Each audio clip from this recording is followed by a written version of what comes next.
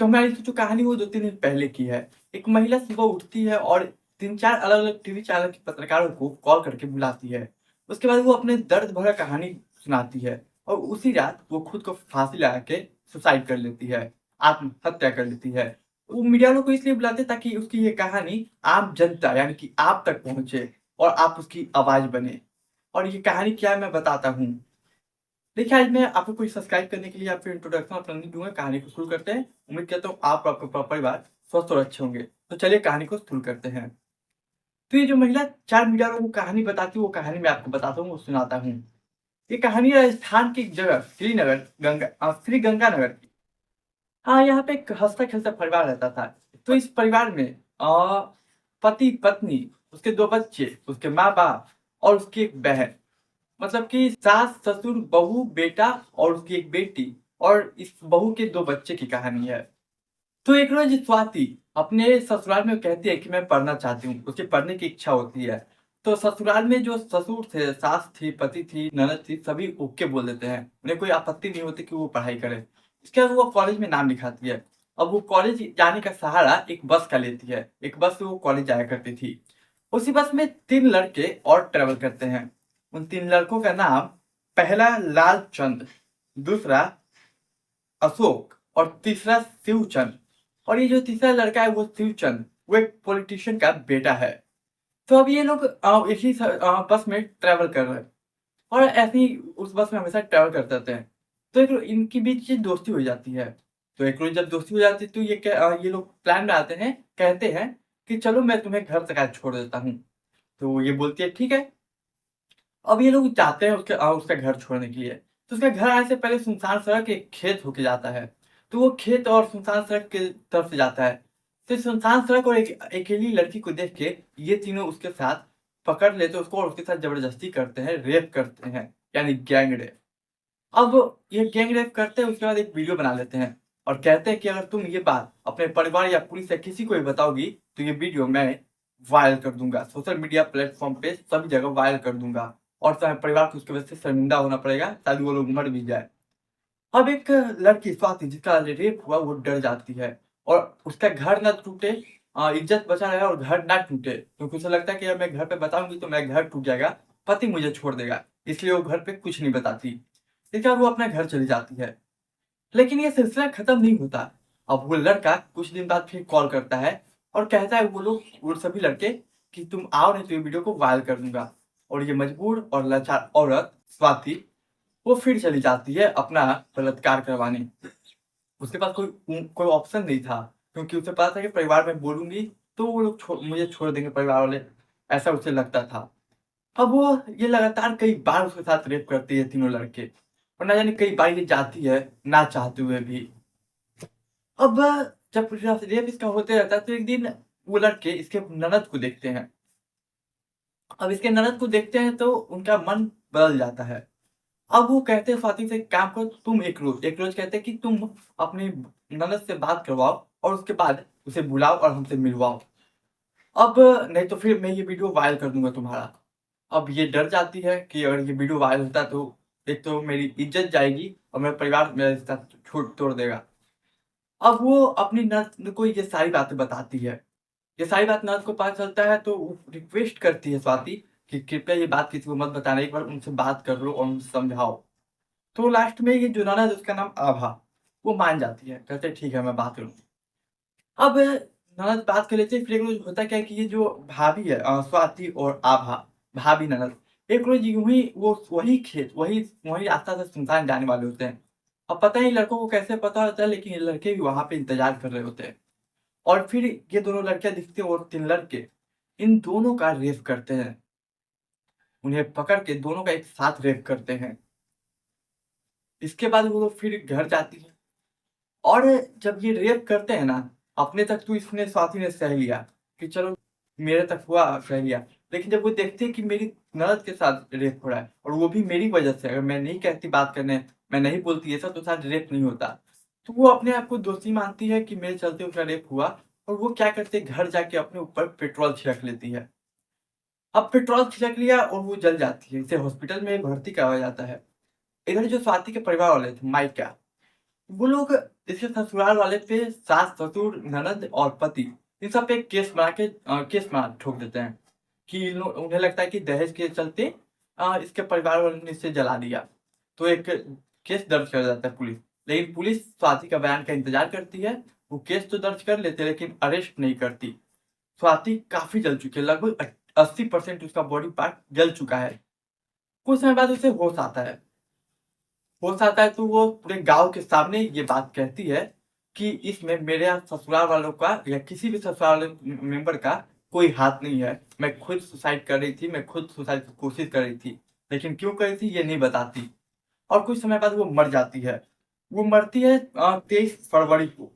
इसी 23 फरवरी 2024 को मरती है। और ये सिलसिला जो शुरू होता है वो दिसंबर में होता है। तो 23 फरवरी को मर चुकी है। अब ये जो इसकी ननद है आभा, उसे कहीं ना कहीं अब लगता है कि भाभी ने जो मतलब मर गई, बहुत गलत हुआ।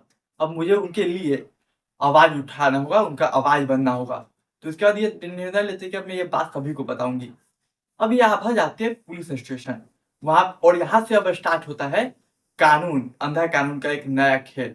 और ये कानून शायद अगर कुछ कर देता तो समय से पहले ये आभा भी बच जाती। तो वो जाती है पुलिस स्टेशन, वहां पे बताती है कि क्यों वो मरी, स्वाति क्यों सुसाइड की थी। बताती है कि वो 3 लड़कियों का नाम लेती है कि इन लोगों ने मिलकर रेप किया था, हम लोगों का रेप करते थे और इसीलिए उसने सुसाइड कर लिया। तो वहाँ उस जहाँ पे ये रिपोर्ट लिखाती है वहाँ पे एक जो डिप्टी एसपी थे, वो डिप्टी एसपी से बोलते हैं कि इतने दिन तक तुम कहाँ थी, इससे पहले क्यों नहीं ये रिपोर्ट लिखवाने। उल्टा इसी को कहा जा रहा है। लेकिन खैर जब ये 3 लड़कों का नाम लेती है, लाल चंद्र, अशोक और शिवचंद्र, वो तीसरा नाम, 2 नाम तक तो कुछ नहीं था, लेकिन जब तीसरा नाम आता है तो अब पुलिस वाले कान खड़े हो जाते हैं, क्योंकि ये एक कैबिनेट मिनिस्टर का बेटा था। और ये कहते हैं कि देखो 2 नाम तो ठीक है, लेकिन ये तीसरा नाम तो मत डालो। तो ये कहते हैं कि क्यों नहीं डालूं, मेरे साथ और मेरी भाभी के साथ तीनों ने रेप किया है, तो मैं तुम्ही का नाम क्यों डालू, तीनों का नाम डालूंगी। तो समझाते हैं, कहते हैं कि मत डालो। फिर वो मानती नहीं है, तो फिर जो डिप्टी एसपी है वो एक कमरे में इसका बयान लेते हैं। बयान लेते कहते कि जो जो हुआ था साथ उस रेप के समय वो सब बारीकी से बताओ। अब एक लड़की को कहा जा रहा है कि बारीकी से बताओ, एक एक जितनी बार रेप हुआ, जितने मतलब जो जो उस मोमेंट में हुआ उसको बारीकी से बताओ। अब उसका मन तो नहीं होता, लेकिन उसे इंसाफ चाहिए, इसलिए वो बताती है, बारीकी से हर बार बताती है। लेकिन अब उसके बाद क्या होता है कि अब मेडिकल के लिए जब बोला मेडिकल होता है तो मेडिकल के लिए उसे एक सरकारी हॉस्पिटल भेजा जाता है, दूसरे से दूर भेजा जाता है। तो उसे भेजा जाता है तो वो अब सुबह उठती है और वहां उस जगह पहुंच जाती है हॉस्पिटल। लेकिन जब वो वहां जाती है तो पता चलता है कि जिस डॉक्टर से उसका मतलब चेकअप होने वाला था, मेडिकल रिपोर्ट बनता, वो डॉक्टर उस दिन छुट्टी पे है। मतलब कि पुलिस ने जानबूझ के उसे भेजा था परेशान करने के लिए मानसिक तौर पे। इसका वो वापस आते हैं, कहते हैं छुट्टी पे है। अब अगला बोलता है ठीक है अगले दिन चले जाना। अब वो अगला दिन जाती है। तो अब देखिए अगला दिन जाते थोड़ा सा लेट हो जाती है, ज्यादा नहीं, थोड़ा लेट होती है। तो अब वो जो डॉक्टर था सरकारी हॉस्पिटल का, वो इस पे चढ़ जाता है कि तुम टाइम का वैल्यू नहीं है, तुम्हें ये सब मतलब चढ़ के बोलता है। लेकिन वो सहती है, ये भी सहती है और फिर अपना वो चेक करा के वापस आ जाती है। और इधर जब पुलिस में कंप्लेन लिखवाती है कि अरेस्ट कीजिए, पुलिस अरेस्ट नहीं करती, कहती है कि 2 का नाम तो सही है, तीसरा का मत डालो। अब मान अब ये चक्कर लगाते रहती है वहां का पुलिस स्टेशन का, कभी पुलिस स्टेशन, कभी वो ऑफिस डिप्टी एसपी का ऑफिस। अब ये इधर उधर चक्कर लगा रही है, लेकिन इसकी आवाज कोई सुन ही नहीं रहा है। और एक बात की जो ये थानों का चक्कर लगाती रहती है, भटकती रहती है इंसाफ के चक्कर में। तो उसके जो ऑफिसर थे वो ये भी कहते हैं कि देखो अगर तुम तीसरे लड़के का नाम डालोगी तो मैं तुम्हारे फैमिली को अरेस्ट कर लूंगा। अभी किस केस में, जो कि उसके माइके वालों ने किया था कि दहेज के कारण वो उसे जला दिया, तो उस केस में सभी को अंदर डाल दूंगा। शायद पुलिस वालों को ये पता नहीं था कि उसने जीते जी एक बयान दे दिया था गांव वालों और पंचायत के सामने कि इसमें उनका ससुराल वालों का कोई हाथ नहीं है। और ये निराश हो जाती है। एक लड़की जिसका रेप हुआ, उसकी भाभी का रेप हुआ, और पुलिस रिपोर्ट नहीं लिख रही है पॉलिटिक्स, क्योंकि वो पॉलिटिशियन का बेटा है इसलिए। फिर ये डिसाइड करते कि अब ये बात जनता तक मैं पहुंचाऊंगी। 3 अप्रैल की ये घटना है, 2 या 3 अप्रैल। वो मीडिया वालों को बुलाती है, 4 मीडिया वालों को सुबह-सुबह कॉल करती है, कहती है कि आइए मुझे कुछ अपनी कहानी बतानी है, समाज तक कोई संदेश पहुँचाना है। अब लगभग 12-1 बजे के लगभग में 4 टीवी चैनल के पत्रकार आते हैं और इनकी कहानी सुनते हैं और ये पूरी कहानी बताती है। उनका उस कहानी बताने का मोटिव यही होता है कि आप जैसे आम जनता के लोगों को ये कहानी पता चले और शायद आप लोग कुछ करें, तो शायद उसकी समस्या हल हो और उस अपराधी को सज़ा मिले। अब इसके बाद होता क्या है कि अब मीडिया वाले लगभग 1 डेढ़ घंटे का जो भी वहाँ पे होता है, इंटरव्यू वगैरह लेके चले जाते हैं। अब मीडिया वाले चले गए लगभग उसी रात वो सोने के लिए अपना कमरा जाती है। ठीक है, अगला सुबह जब कुछ समय तक वो एक टाइम होता है, वो सुबह जल्दी उठती थी। तो कुछ समय नहीं आती है बाहर, तो उसका जो भाई होता है आभा का, वो जाता है उसका रूम में चेक करने क्यों नहीं आई। अब अंदर जाने के बाद जो दृश्य देखता है, जो मंज़र देखता है, दिल दहल जाता है। वो देखता है कि सामने उसकी बहन फांसी लगाई हुई है और हाथ से खून बह रहा है। शायद उसने हाथ की नस काटने की कोशिश की थी। अब ये खबर पूरा तेज़ी से दौड़ता है। अब गाँव वाले जो हैं, वो मतलब पुलिस स्टेशन जाते हैं और एक एकदम बड़ी तादाद में आवाज़ उठाते हैं कि और देखिए कि अब क्या मैं कहूँ, मुझे खुद नहीं समझ में आया कि ये महिला जब जिंदा थी, तब तक पुलिस वालों ने कुछ नहीं किया। लेकिन जब आवाज़ उठाया गया मरने के बाद, तो देखिए कि मरने के लगभग 16 घंटे के अंदर वो जो मनीषा का बेटा था, शिवचंद्र, उसे अरेस्ट कर लिया जाता है पुलिस के द्वारा।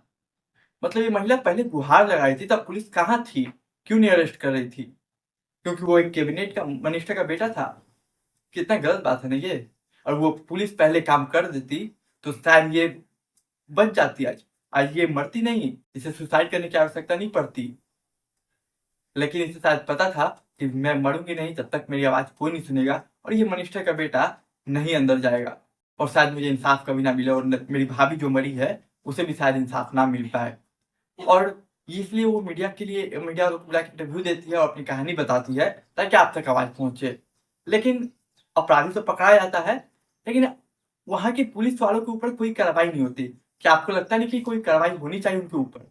अगर लगता है तो आप इस वीडियो को शेयर कीजिए। देखिए, मैं नहीं कह रहा हूँ कि आप सब्सक्राइब कीजिए मेरे चैनल को। चलिए, मेरी वीडियो छोड़िए, आप मेरी वीडियो को आप छोड़ सकते हैं। आप इस न्यूज़ को गूगल पे सर्च मारिए, आप चाहे तो इस न्यूज़ को यूट्यूब पे सर्च मारिए, मिल जाएगी। और उनकी वीडियो शेयर कीजिए अगर लगता है कि आप मेरा आप नहीं करना चाहें, मैं अपना प्रमोशन करूँ, तो कोई ऐसा कुछ नहीं है। आप मेरा छोड़िए, सब्सक्राइब भी मत कीजिए। लेकिन दूसरी वीडियो को भी आप शेयर कीजिए। खबर हर जनता तक पहुँचनी चाहिए और उस ऑफिसर के ऊपर भी कार्रवाई होनी चाहिए, उन जो भी वहाँ पे इन्वॉल्व थे इस केस में। आज के लिए बस इतना ही। मैं अब आपसे विदा लेता हूँ, एक नई कहानी में मिलूँगा।